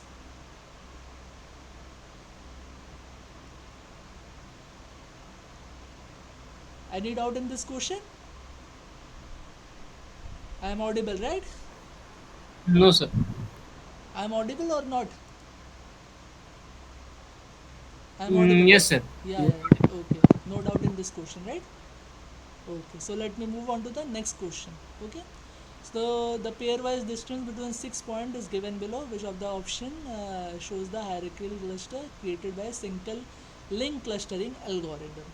Okay, so single link clustering is nothing but the cluster are formed by single link only. So that is single link clustering algorithm. So this is a type of hierarchical clustering problem. So this is the points. These points are nothing but cluster only, because hierarchical clustering, what we know is, first of all, each point forms its individual cluster. So these points are nothing but, you can also consider this as cluster also. Okay, so we have how many points? 1 2 3 4 5 6 points, and how they are and what is the distance of each point with one another, that is specified in this table. P1 P1, as P1 P1 same point, so 0 distance. P1 P2 3 distance. P1 P3 8 unit distance. Okay, some any unit it is specified. So P1 P4 9 units. Similarly, these are the distances of each point with respect to another point. Now we have to form a dendrogram. Okay, dendrogram is nothing but that tree-like structure we have to form. So how we can form this dendrogram? We have to check the distance of similar points. So what is the you have to check what is the maximum distance of any point. So here, what is the maximum thing that is has been shown in this distance data? What is the maximum distance that is shown in this distance data? 10. Yeah, 10 is the 10. maximum distance, that is 10. Okay, so this is same thing, P5 and P2 distance, that is 10. So P2 and P5, we will write this P2 and P5, and it has the maximum distance, so we will write it as 10. So this is one pair we can form. Now 10, after 10, what is the distance that we can form? 9. Okay, 9, what is the 9? Where is it? It is written here, 9 is written. Anywhere else 9 is written? Here also 9 is written. Okay, here also 9 is written. Any other? Here also 9 is written. That is same thing. 9. So P2 and In P3. In P3 also 9. yeah, In P3 the also P2. 9, P3 and P2 also 9. Okay, so yeah, P2 and P3 also 9. Okay, distance here. Okay, let me erase this. Okay, here it is telling about distance. Okay, so cluster, how clusters are formed? Clusters are formed on the basis of minimum distance, right? Maximum similarity and minimum distance. So we have to start from the minimum distance only. So what is the minimum distance apart from 0? Because 0 is the distance of that point with that point. So we will 1. not take it. So 1 is the minimum distance that is between P3 and P4. Okay, 1 is the minimum distance that will between P3 and P4, right? P3 and P4. Now another thing, yeah, 1 we have taken, 2. 2 is between P6 and P6 and P5. Okay, 2 P6 and P5. Any other 2 you are watching? No. 2 is between P6 and P5. Now 3, anywhere 3 you are seeing P1 and P2. P1 and P2. P1 and P2. Now whenever we have written 1, 2, 3, you can see all our clusters are covered. P3, P4 covered, P5, P6 covered, P1, P2 covered. Okay, now we can do this clustering. Okay, how we will do this clustering? We will combine all the individual pairs. Okay, as P3, P4 distance is less, so we can combine this P3 and P4 first. So P3 and P4 we can combine. Okay, now P5 and P6, the distance of P5 and P6 is less, so P5, P6 also we can combine. P5 and P6 we can combine. Now what left? P1 and P2 also we can combine. Okay. Now we can also combine P1 and P6. Sorry, P1 and P2. Okay, so this is our first level clustering is done because we have covered all the points. Now we will do the second level clustering. How we will do the second level clustering? Again we will see what is the distance after 3. Anywhere else you can see 3, this and this we have covered, this and this we have covered. 3, where is the 3 another? This and this we have covered. 1 and 1 we have covered, and 2 and 2 we have covered, right? 2 and what is the another 2? P5, P6, right? P5, P6. 2 and 2 we have covered. Now we will be 2, 3 is over. Now 4. 4, where is the 4? P6 and P6 and P1. And P1. P6 and P1 is 4. So P6 and P1 is 4. But whenever you will do P6 and P1, already we have formed cluster between P5, P6 and P1, P2. Now how our cluster can be formed? Our cluster can be formed above this. Okay, because we have to connect P6 and P1, but as P5 and P6 has already formed a cluster, so that is why P1 and P2 have already formed a cluster, that is why this we can form.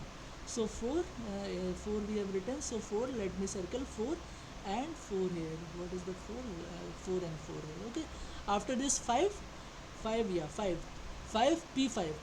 is P5 P5 and and P1. P1. Okay, P5 and P1. Okay, P5 and P1, that is same thing, because if we have connected P6 and P2, so that is why, and this P6 is connected to P5, P2 is connected to P1, so 5 is also over. Okay, 5 is also over. 5, where is another 5? 5 is P5 P1. and P1, so this is another 5. Okay, now we will be looking to 6, that is P5 and P3. P5 and P3, that is 6. Okay, 6, we will take 6, that is P5 and P3. P5 and P3 we can connect. P5, this is forming a cluster, but a cluster has already been formed, so we will join this. Now all our 6 are joined because P1, P2 is joined with P5, P6. Okay, and this is hold in joiner P3 and P4. So this is the dendrogram form. Now which is the correct answer? I think P3, P4, P5, P6, P1, P2. So option B is your correct answer. Okay, Yes, sir. is it clear to all of you how we have formed the dendrogram? Any doubt in this? No doubt, right? Okay. Dendrogram will form only by 2 bases. Yeah, can you please repeat? Your voice is not clear. Can you please repeat? The dendrogram can be formed. Very first dendrogram will be formed with 2 points as cluster, is it, or is there is any possibility to form with 3 points or It is a single more link points? clustering algorithm, right? So single link means you can only link 2 cluster only. Okay, Oh, oh. is it clear? Okay.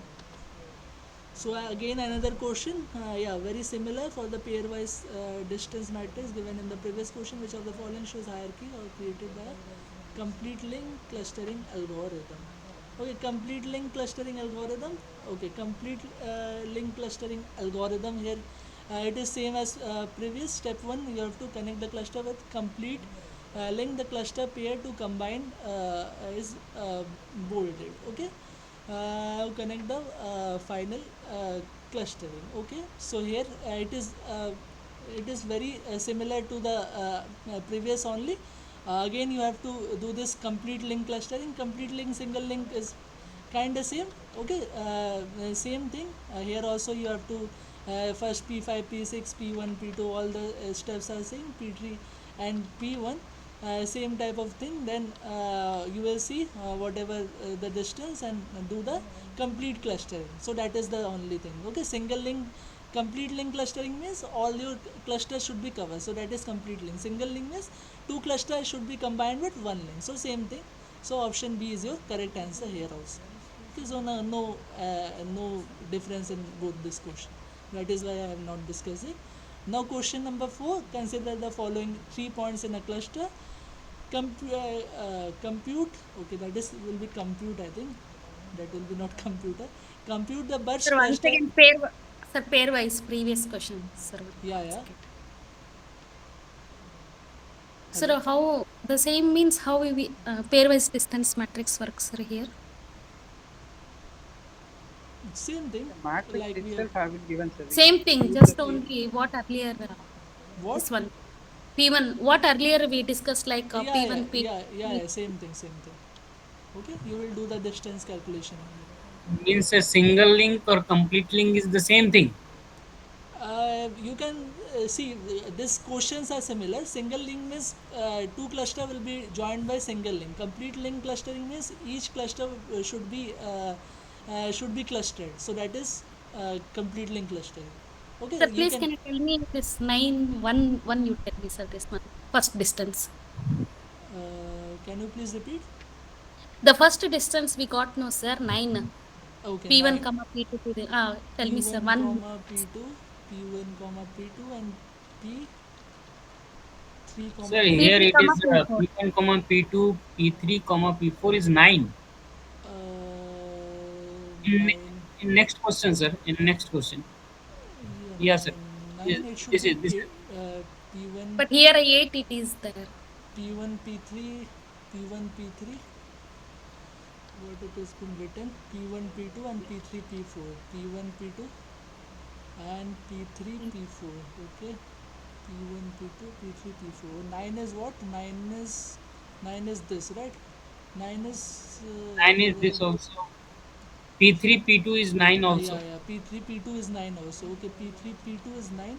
Yeah, So yeah. that is why P3, P2, P1, P2 is forming a pair, and P3, P4 is forming a pair, right? Similar to this, P3, P4 is forming a pair, and yeah, okay, and equals to 9. That you will do at 3, P4, connect the final two cluster, okay? So P1, P2, that we will be combining at the last step only, right?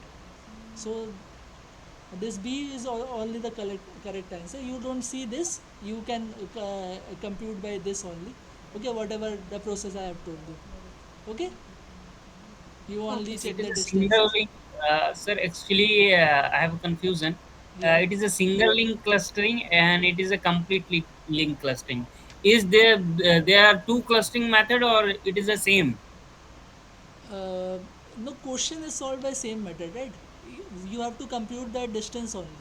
On the basis of distance only, you have to solve the problem, right? So same thing.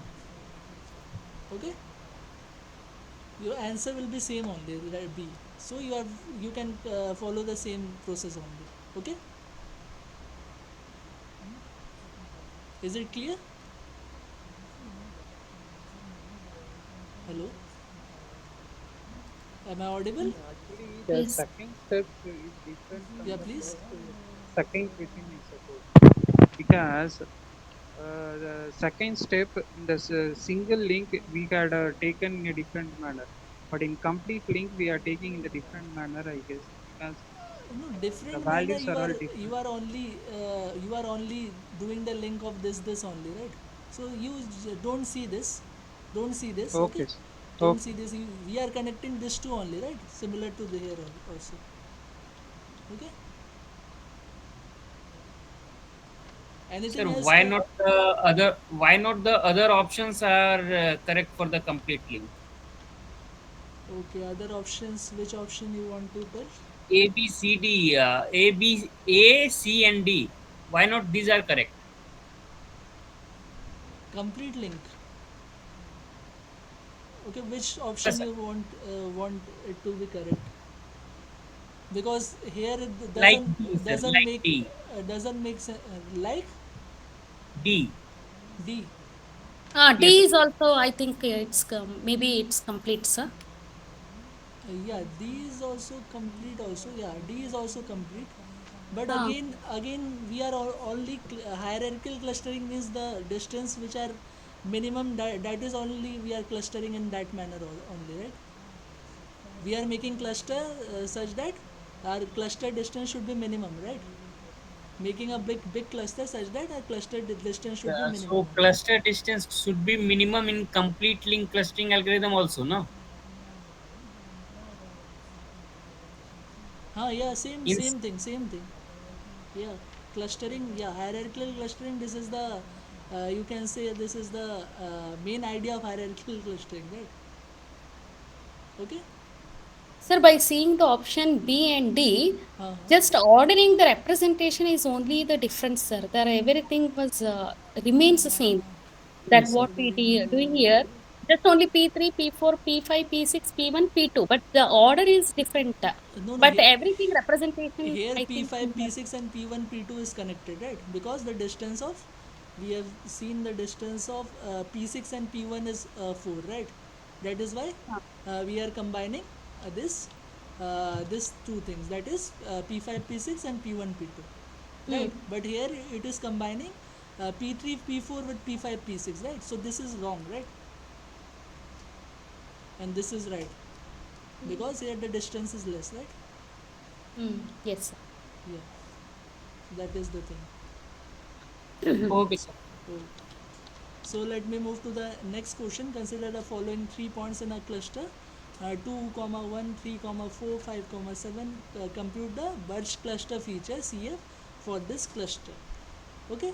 So any guesses for this? Option D. Yeah. Can you please repeat? Option D. Voice Option is D. option D. Okay. Yeah. Any other guesses? Yeah. So 3 points clustering. So 3 points clustering. So it is taking the third point. So that is why three. Okay. What are the option? 4, 5, 3, 3. So as there is a maximum 3 points are there. So three will be the case. Now it is taking the cluster for this whole region. That means it is computing for this point only. So that is why we have to ls this. What is our this n, ls and ss, right? N, ls and ss. So what is this n? N is the number of data points in the cluster. So that is why 3 data points in the cluster. So that is why 3. Ls is the linear sum. So 2 plus 3 plus 5, that is 10. Similarly 1 plus 4 plus 7, that is equal to 12. So 10 comma 12. Okay. Now square sum here it has been given the sum of x coordinate as well as y coordinate, but it can also be given in a different x and y coordinate also. But here it has been given as a sum of all this. So 2 square plus 3 square plus 5 square, that is 4 plus 9 13, 13 plus 25, that is 38, 38, 39, 39 plus 39 plus 16 is 39 plus 16 is 55, 55 plus 49 is 104. So option D is your correct answer.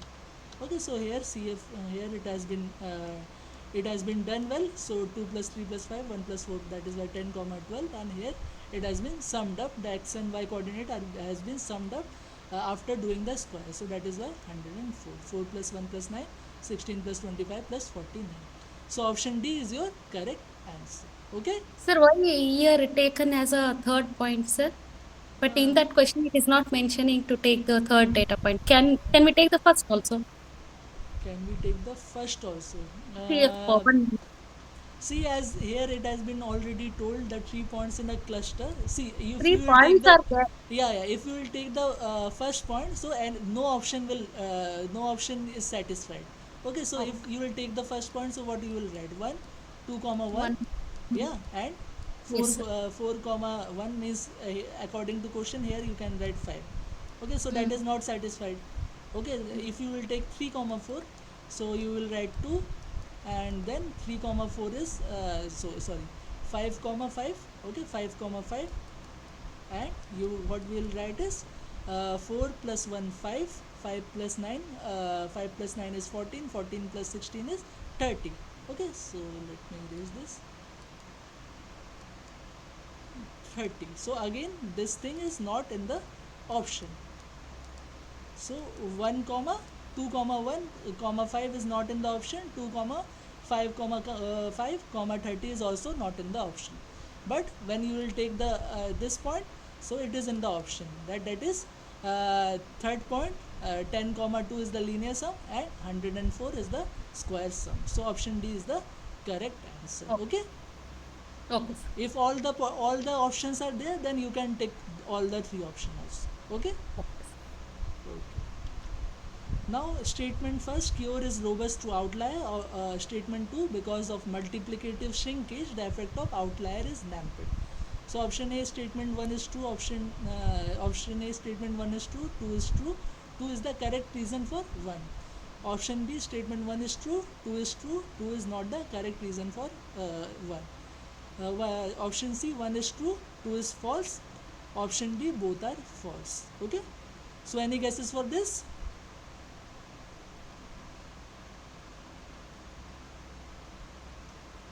Yeah, C is statement 1 is true or statement 2 is false. Okay. Okay, no, option A is the correct answer, because statement 1 is also true. Cure is robust to outlier, and I have told you there is some kind of shrinkage method. What it do is it shrink all the outliers, and it shrink towards the cluster found by your representative point. Okay, so option B is also true. So that is why option A is option A is true. That is statement 1 is true. Statement 2 is also true, and statement 2 is the correct reason for statement 1. So option A is your correct answer. Okay. So here you can read this refers to the method used in cure where representative points are shrunk towards the cluster centroid. This shrinkage reduces the influence of outlier on the cluster shape, effectively dampening their effect. Okay, so option A is your correct answer. Now let's move to the next question. Assume you want to form cluster 7 observation into 3 cluster using K-means clustering algorithm. After the first iteration, cluster C1, C2 and C3 have the following observation. So cluster C1 have this data point 2, 2, 4, 4 and 6, 6. Cluster 2 have this 2 observation 0, 4 and 4, 0. Cluster 3 has this 2 observation 5, 5 and 9, 9. What will be the cluster centroid if you want to proceed with the second iteration? So these are the option given. Option, this is A, B, C and D. Okay, this is A option, this is B option, this is C option, and this is the D option. So any guesses in this? For this question, any guesses? What is the new cluster centroid for the second iteration if we are using this K-means algorithm?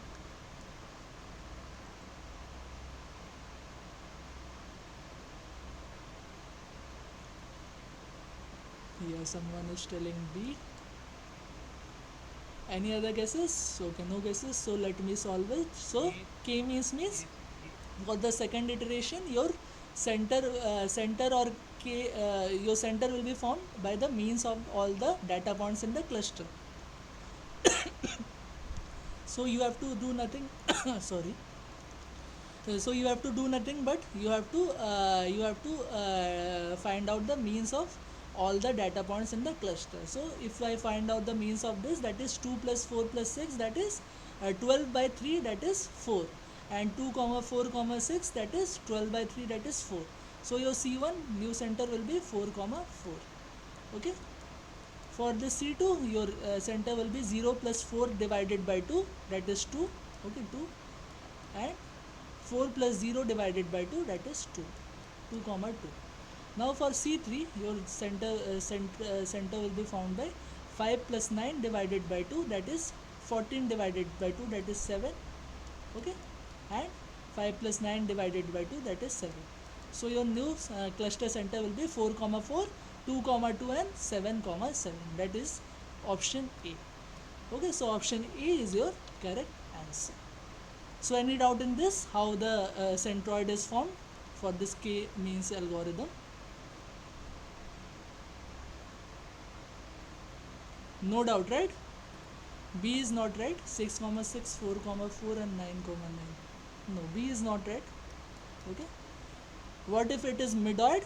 If it is medoid, then it will be equal to 4 comma 4, and then if there are 2 points, so any point you can take as the medoid, and again if there are 2 points, any point you can take as the medoid. So 0 comma 4 or 4 comma 0, any point you can take, and 5 comma 5 and 9 comma 5, any point you can take the medoid. Okay. So is it clear? Okay, sir. So let me, Yes, sir. yeah, please repeat. Hello. No, sir. No, sir. Okay. Consider the similarity matrix given below. Again, which of the following shows the hierarchy cluster created by single link? Same thing, but here earlier distance was given, now similarity is given. Okay, this you will need to know. Here similarity is given. Okay, similarity matrix, so similarity is given. So here the more the similarity will be more, you will cluster those points or cluster those clusters. Okay, you will check the higher the similarity, you will cluster those points. There the lower the distance, you will cluster those points. So again you will find the cluster of okay, here this is S, D is written here, there, here it will be S. Okay, because we are talking about similarity. So here you can check like what is the after 1. Okay, 1 means it is talking about similarity of same point with respect to same point, so that is why 1 is for all the diagonal, that is p1 p1 p2 p2 p3 p3. Similarly p4 5 p4 p4 p5 p5 and p6 p6. So that is diagonal, so diagonal you need to ignore it. So after diagonal you have to check this. So after diagonal 0.9, any values of 0.9, 0.9, 0.9, 0.9, 0.9, 0.9 and 0.9. 0.9 is not there, right? After that 0.8 is there. 0.8, 0.8 is there. Here I can find it. That is P5 and P6. Okay, P5 and P6. That is P5 and P6 or P6 and P5. P6 and P5. That is 0.8105 I can find out. Okay. Before that, this is greater. That is P4 and P3, that is 0.8421, and P3 and P4, that is 0.8431, that is 8421. So this is covered. So first is P3 and P4 will be forming a pair. Okay, because similarity is highest, that is 0.8421. Then 8105, that is P5 and P6, right? So that is like P5 and P6, that is 0.8105. After that 0.7, anything 0.7, yeah, 0.7 is there, that is P2 and P5. 0.7 I can find out. Any other 0.7, any other, yeah, this is 0.7. So P2 and P1 also, P2 and P1 if I combine, so that is P2 and P1 if I combine, that is 0.7895 and 0.7895. So that is why P2 and P1 if I combine, so that is 0.7895. After that yeah, if I cluster by a single link clustering, so P3 and P4 I can form one cluster, P5 P6 I can form one cluster, and P2 and P1 I can form one cluster. Okay, so first step will be P3 and P4.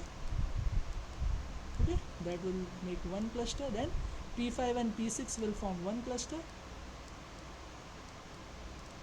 Okay, and then P2 and P3 will form, sorry, P2 and P1, that means P1 and P2 will form one cluster. Okay, then after that what we have 0.7895, then what is the next value, that is 0.7023, and that is between P2 and P5. So P2 and P5, what is the P2 and P5, that means we have to cluster this. Okay, so 0.7 what I was talking about, this 0.7023, right? P5 and P2 are this is also covered. And after that we will move to 0.6. Is there any 0.6? Yeah, we are finding this 0.6, 0.6870 and 0.6870, that is P3 and P6. Okay, before that P3 and P6, so we will connect this. So our answer will be P3, P4, P5, P6, P1, P2 and P3, P4. Again our answer will be B. Okay, so any doubt in this? Okay, is there any Sir, point in the 6? similarity Yeah, please. in the similarity matrix, we go with first largest number, sir. Yeah. Distance is smallest. We have to go with smallest Euclidean distance. Similarity, Yes, sir. you have to go with Large. largest similarity. Okay. Yes. Oh. So you check those thing and you form a cluster. Okay. So this is the process. So any doubt in this? Okay. No, sir. 0.6. Okay. Now suppose you have a single cluster of data points. The data points are -2, comma -2, -1, comma -2, 2, comma 1, 1, comma 2. Find the data points which has largest L2 with respect to other points. So L2 is nothing but your Euclidean distance. Okay, this is another terminology for Euclidean distance. Okay, Euclidean distance, whatever this Euclidean distance. Okay, Euclidean distance. Okay, Euclidean distance. Okay, that is L2.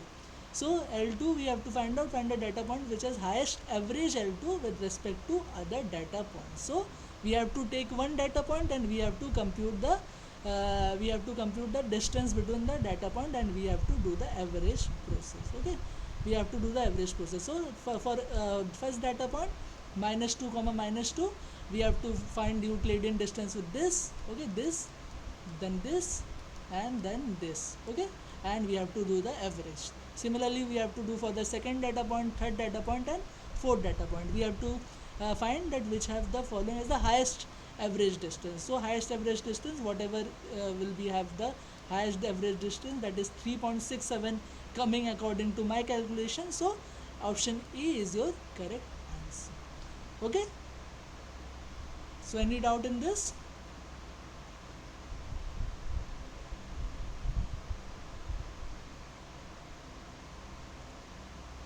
Any doubt in this? How the first one is 1/2. Okay, so let me move on to the next question. Which of the following is are not true about the K-means clustering? It is a unsupervised learning algorithm. Option B, overlapping of cluster is allowed in K-means clustering. C, it is a hard clustering technique. D, K is a parameter. So any guesses for this? This should be clear to all of you. Yeah, Bharat is telling B, overlapping of clustering is allowed in K-means clustering. Is are Sorry, sir, not it's true. not Yeah, allowed. It's not allowed. is are not true. So yeah, so is allowed. So this is correct answer, right? Yeah. So any other guesses? It is a unsupervised learning. Yeah, unsupervised learning, it is a correct thing. It is unsupervised learning. Overlapping of cluster is not allowed, but is are not true is required. True is asked in the question, so that is why it is right.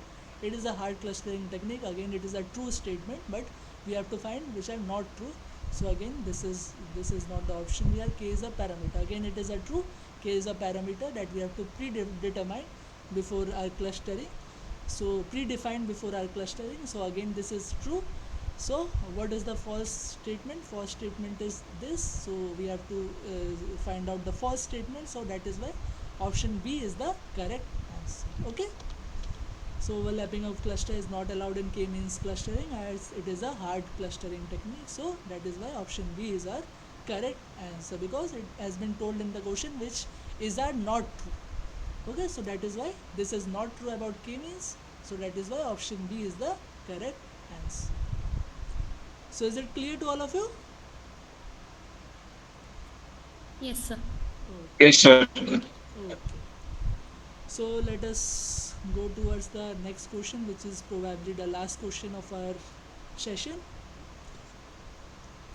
Suppose while performing dbscan, we randomly choose a point which has less than minimum points, number of points in its neighborhood. Which among the following is true for such point? It is treated as noise and not considered further in the algorithm. Option B, it is not considered as a border point. Option C, depending upon other points, it may later turn into a co-point. Option D, depending upon the other point, it may be density connected to other points. So this density connected to other point, this is also known as border point. Okay, whatever I have told you in the theory portion. Okay, so any guesses for this? D, sir. D, sir. D, right? Yeah, D is the correct answer. Okay, so how it is D? It is treated as a noise and not considered further in the algorithm. That we cannot say. Why we cannot say this? Because yeah, choose a point which has less than minimum points in its neighborhood. Okay, so in the neighborhood, that is, if it is has less than minimum points, noise points means it will not be considered to any cluster. Okay, so let us see what is the definition of noise point. So this is the definition of a noise point or outlier, a point which is not a core point nor a boundary point, border point or boundary point, anything you can tell.